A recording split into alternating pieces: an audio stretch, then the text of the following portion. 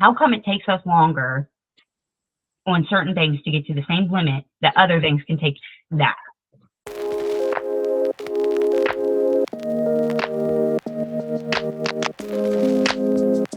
There's no such thing as delivering something that is perfect when you're dealing with the programs that we deal with. Yes, when you're making someone's sourdough, they don't want it half cooked.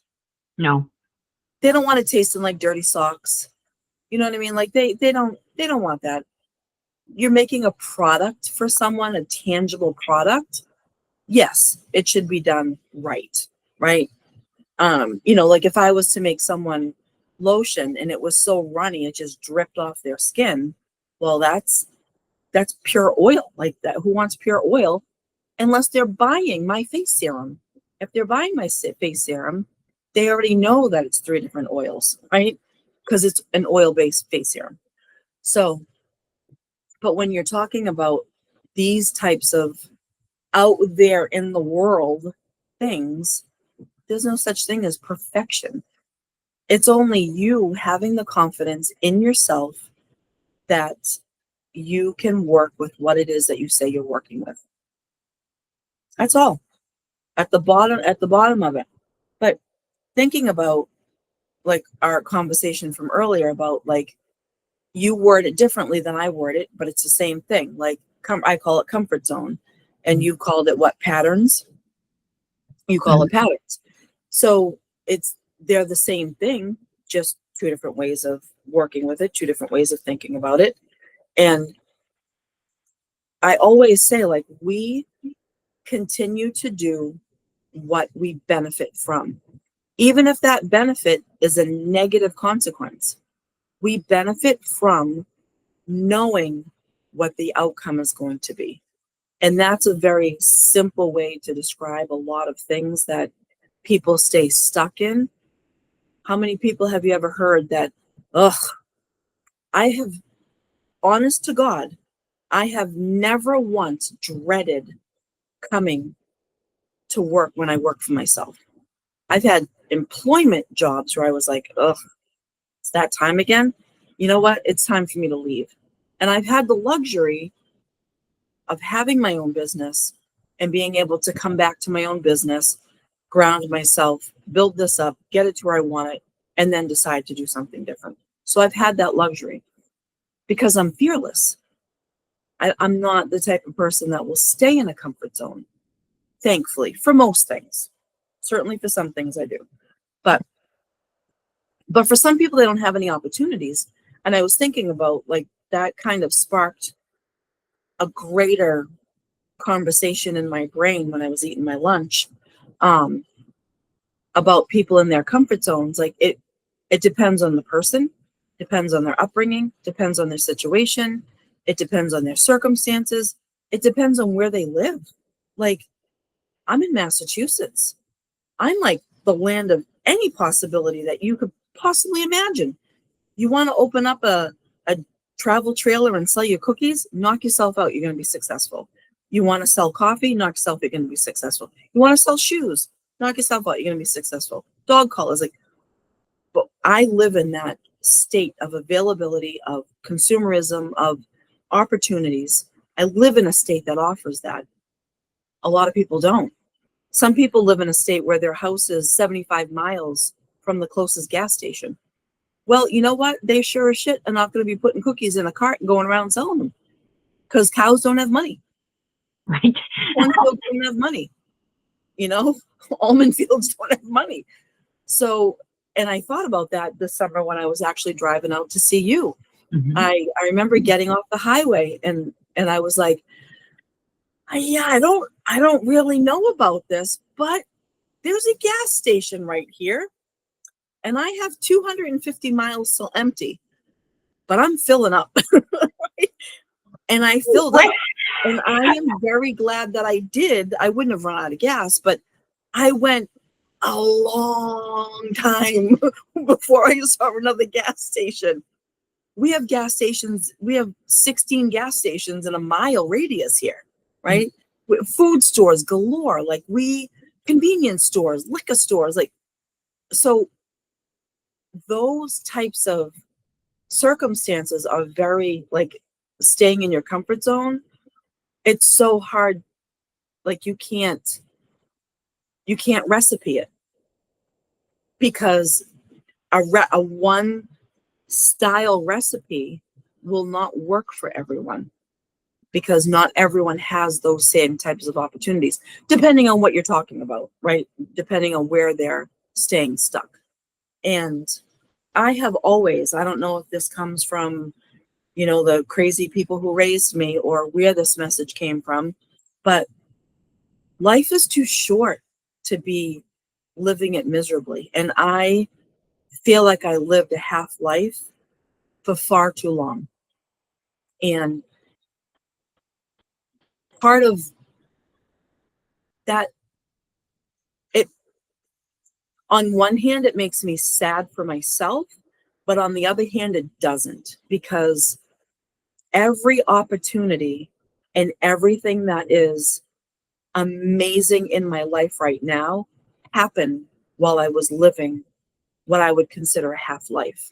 And granted, there were great times and happy times and things I'll be grateful for, but everything I have that allows me to do what I do came from that.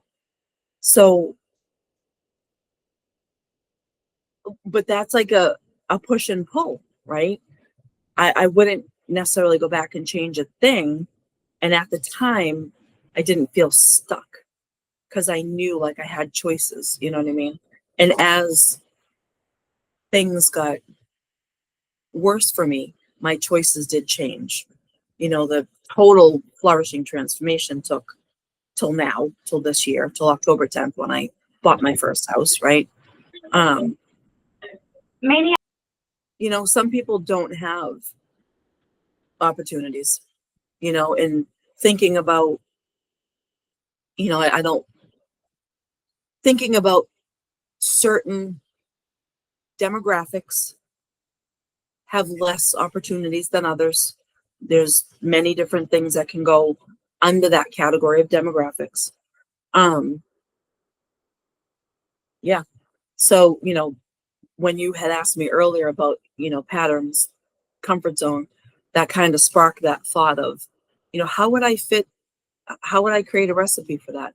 And honestly, the only recipe is get out of it, right? Like, and build your recipe along the way. Like, find a way to get out of it. Like, we've heard so many stories of people in terrible situations and digging holes in the ground, half a mile from the house, and scrolling away 50 cents and dollars, and really building that get out of it plan for years before they actually have the capability to have enough money to buy a bus ticket to get to where they want to go, and maybe enough money for a month worth of food, not knowing where they're going to live, not knowing where they're going to buy, when they're going to eat again, not knowing a single person.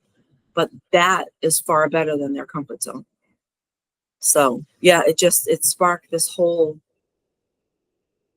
thing in my brain, this philosophical thing in my brain. No, I think it's interesting, because I completely agree with you. Like, I've met so many different people that have, like, I've just, like, it's been nothing but inspiration. But at the same time, like, you hit that limit. And I don't mean that in a negative way, right?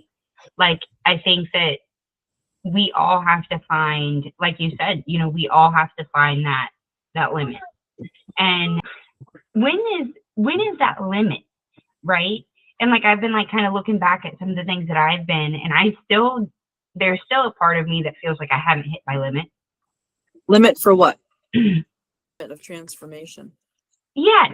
So, like, for me, because, like, and I think that's kind of what it is, right? Like, for me, like, where I see myself and what would be like that true change for me, it wouldn't be living in Ohio, right? It would be us having both of the businesses that we want, right? My husband has his, it's all set up. We have our own land and stuff. And then I have mine, whatever that looks like, right? For a while, I thought maybe that was like the online space and then like in-person stuff for like level 4 of what I have, but I don't know, you know. At the same time, I really like the sourdough piece. That might be, you know, my own farm stand with veggies and shit like that. I don't know yet, right? But like that's kind of what I was thinking with that. And it's taken me a lot longer to get to that. I got to get the fuck out of here versus this is okay. You know what I mean? And I think that's kind of what I was saying because it's multiple different pieces, you know? Like it took me a long time to get there with the family that I came from. You know, it took me a long time to get there from the friendships that I used to have. You know, it took me a long time to get there from the business that I had, you know. But not just that, it's also taken a couple other things too. And I understand like this is part of the learning and the life journey and stuff like that. But like the school systems, the housing systems, the power systems, like all of those things have even come to fruition for me too. And I'm just like, why the fuck are we doing this? You know what I mean? Like, and I guess I just have to like, that's kind of what I was saying. Like it's taking, I feel like everybody's comfort zone is different, but I feel like it takes multiple different pieces in order to hit that resistance. Yeah. You know what I mean? So that's part I'm like, but at the same time, I think that we all have different comfort zones too, because like it's totally different from what I just said, right? Like the total transformation, right? And getting out of the comfort zone there to, fuck, I take myself back to 2021 when I started online. You got to get yourself out of your comfort zone to show up on video content or write content, you know? Yep. And I'm like, hold the hell on. Like, I'm just now seeing the differences of them.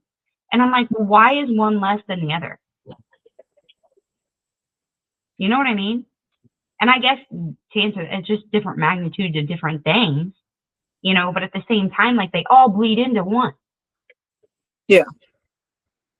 So, like, I guess that's kind of where I was at. Like, how come some things are harder than, like, not harder, right? That's not the right word. How come it takes us longer on certain things to get to the same limit that other things can take that? I think it depends on the depth of the attachment to it and the reason why the attachment is there. I think that's my very simple way of looking at it. You know, if a seed was planted when you were 5 and it was all throughout the rest of your childhood, that's a pretty deep implanted attachment, even though it's something that was given to you probably without your consent. That's a deep attachment. And from 5 to 25, you might not even been clued in to that's why you were doing X, Y, Z, A, B, C, right? Mm-hmm. Because there's so many simple reasons why people function the way that they function. But one thing sticks with me with what you said, like, when will I reach my limit? When you're dead. I honestly don't think. I'm sorry. When you're dead. Okay. I mean, I get that, right? Like, I mean, I think for me, I think the person who stops growing as a person, for me, makes me sad for them. oh, it does me too. And I don't mean that you should constantly be evolving and changing and shedding, but but learning, right? Like if you wanted to learn how to do rock art and you've never done rock art before, right? So you learn about rock art. That's growing. If you want to, whatever it is that you might have an interest in, big or small, you want to move to a different state. That's pretty big, right? You want to go to a different place on vacation. Hey, you know what? Like, I've never been to Belize. I'm going to go to Belize, right? That's what I mean by growing. Mm-hmm. And it could be you just read a book about Belize, but you don't go for 2 years. Reading the book about Belize is still growing because you're learning about the culture. You're learning about the history. You're learning about what there is there that is pretty cool to do and see, which is probably all the touristy traps, you know? So yeah, I think you've reached your limit when you're dead. Or that's when I recommend people reach their limit. When No, they're dead. I completely agree with you, right? Like, it does make me sad, especially, like, I think we talked about this last week a little bit too. Like, you see so many people and they get to a certain point and they're just like, okay, I'm here. I'm happy. I'm content, right? And it's like, man, like, look at where you could be, right? And again, that's not my decision to make, right? That's theirs. Yep. But I do agree with you on that. But I think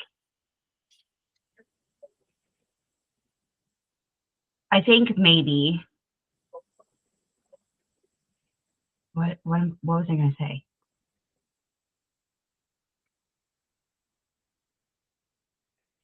I think maybe what you just said kind of like summed it up. Like, we can't constantly be growing and evolving. Mic drop. Right? Like, we can't constantly keep doing that. There has to be like embodiment somewhere within that, right? Yeah. And maybe that was the layer of resistance I was talking about. Possibly. Because I know me personally, I know I can't be the only one that has sat here and said, fucking A, I have went through this and this and this and it. Like, I mean, Colleen, you know the extent of the work. Like, I was fucking pulling shit back to 4 years old, right? I think the earliest memory I put down was at 2 or 3, but I can't even remember what that is, you know? But like, at that point, there has to be some sort of, okay, stop, right? Get your bearings, so to say, you know, like, you've unlearned or not unlearned, but you've just like learned all of this. And now you're unlearning this or unlearning these habits and the A, B, C, D, E, whatever that is. And you've gotten rid of F, G, H, I, J, right? I'm fucking shocked I just rattled that off like that.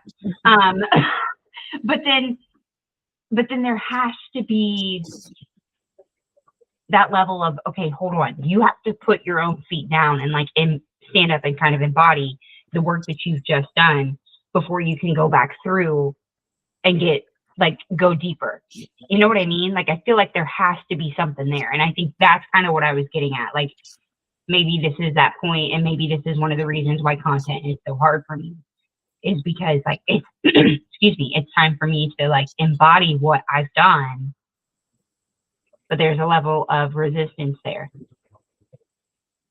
And is it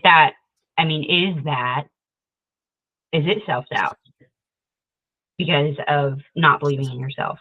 Is it, I don't want to say self-worth, because self-doubt ties hand in hand with that, right? Your belief is like, that is your worth, you know, to me at least, or that's how I view it. You might see it differently, but I mean, I don't know, Colleen. I just word vomited all over our podcast. I'm sorry. That's what this is for. People are, we can't really have the answers for everything. I know, and I don't like that sometimes.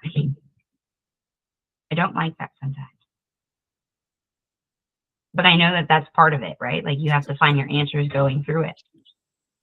And everybody has to function the way that they feel is their best functioning. You know, like, I'm thinking of people that I'm not, for the most part, I'm not a huge fan of doing the same thing over and over and over again. Like, so I'm not a huge fan of like solid traditions. Like, every year we do this on this Thursday, and we put this here, and we do this here, and we do, like, I can't be that structured, and I haven't lived my life that way. Holidays have evolved with me. Holidays have evolved with my kids. This year we've done this, that year we've done this. Like, you know, like, but the tradition is we've always been together. right? No matter what we were doing, we've always been together. But some people need that. I don't know what it like. To me, I think it's just like stagnant. But some people need that. Sundays I do food shopping. Mondays I do laundry. Tuesdays I do this. Wednesdays I do this. Thursdays I do this. Friday, like in order for them, people that I've known that have that like structured schedule every single week, they can't do anything outside of that schedule. And for the people that I've known, it's because if they try to do something outside of that schedule, they get overwhelmed. And for some people, as long as they get their schedule done, they can do something. So if Saturday morning is cleaning the house from top to bottom, why people would do that in one day, I have no idea, but some people do. Cleaning the house from top to bottom, if they start at 8 and they're typically done at 12, don't ask them to go to breakfast at 10, because that's not going to happen, because 8 to 12 is when they clean their house. Like, and we have to respect that people need to live their lives that way. But then I want to ask, like, well, why do you feel like you need to be so rigid in getting stuff done? And it's, for the most part, for most people, it's so they don't get overwhelmed. It's so they don't have 4 things to do after work on Thursday, because everything is, like they do all their meal prepping on Sunday. So every morning they don't need to think about, like, what am I going to have for lunch today?